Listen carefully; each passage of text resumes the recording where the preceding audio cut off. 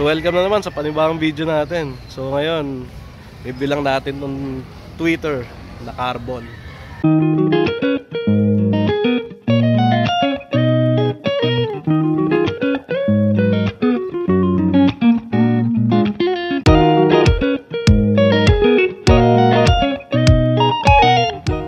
So dito muna tayo sa frame set, no. So ang frame natin is tweeter.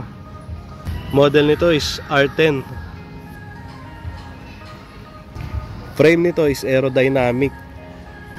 Size naman nito is 52 large.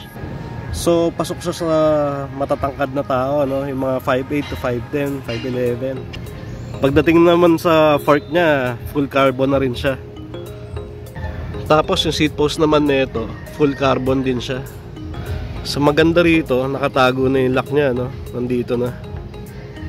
Tapos yung saddle niya is stock na tweeter. So dito naman tayo sa cockpit niya.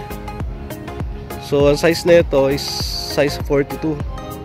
So yung drop bar nito is aerodynamic na rin. Tapos full carbon na siya. Tapos integrated na rin siya, yung kadugtong na yung stem sa drop bar. So dito naman sa group set nito, ang group set nito is retrospect, no? Stock siya ng tweeter. Drivetrain naman niya is 2x12. So yung cogs naman nito is all stock din na 12 speed. So 11 teeth to 30 teeth. So dito naman sa crankset niya is stock na pro wheel, no? So BCD niya 110. Tapos 50 teeth and 34 teeth. So pagdating naman sa shifter nito, ang ganda na rin ng shifter niya, naka STI na rin siya kahit stock lang na retrospect. So ang kinaganda pa nito, internal cablings na rin siya. So dito siya pinadaan yung wire, no? Wala na kayong makikita na wire dito papunta sa drivetrain niya. So pagdating naman dito sa brake set natin, ang stock niya is zoom na, no? Tapos cable actuated na siya na hydraulic. So pagdating naman dito sa rotors natin, no? Ang size niya is 160mm sa harap. Ang brand niya is Pro. Stock siya ng tweeter. Dito naman sa likod, ganun din, Pro din yung brand niya, pero mas maliit siya, 140mm lang. So pagdating sa wheelset natin, size niya is 700C, no? Tapos ang brand niya is stock din na retrospect. So pagdating naman sa tires nito is Maxxis Detonator.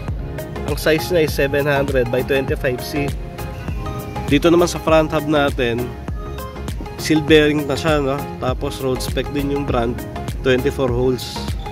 Sa rear hub niya, same lang din na retrospect na seal bearing type, 24 holes. So ang pinalitan pa lang dito is yung pedals niya, no? Naka-clits na siya. Tapos naglagay lang din siya ng speedometer na cat eye. So napakagaan nitong bike na to, no? So ang weight lang nito mga 9 kilos lang. So pagdating naman sa ahon nito, ang sarap gamitin nito dahil nga carbon, ang gaan niya, ang daling iahon. Tapos mas may enjoy mo siya pag nasa patag ka. Ang sarap gamitin dahil ang tulin. So subok na tong bike na to, no? Yung may-ari nito lagi nagra-ride sa Rizal. Nagre-Rizal loop siya. So since nabili siya last year, no, wala pa siyang napapalitan. Siguro proper maintenance lang para walang masira, no? So all in all, sulit ka na dito sa bike na to, no? Yung tweeter na R10 model, full carbon. So hanggang dito lang yung video natin, no? So thank you kay Papa Ray sa pagpapakita ng tweeter niya na full carbon. Thank you. So kung nagustuhan nyo ulit yung video natin, pahit naman ng like dyan. Tapos kung may comment suggestion kayo, comment down below or dun sa FB page ko. And kung gusto nyo pa ako samahan sa journey ko sa pag-review na iba pang bike, please subscribe.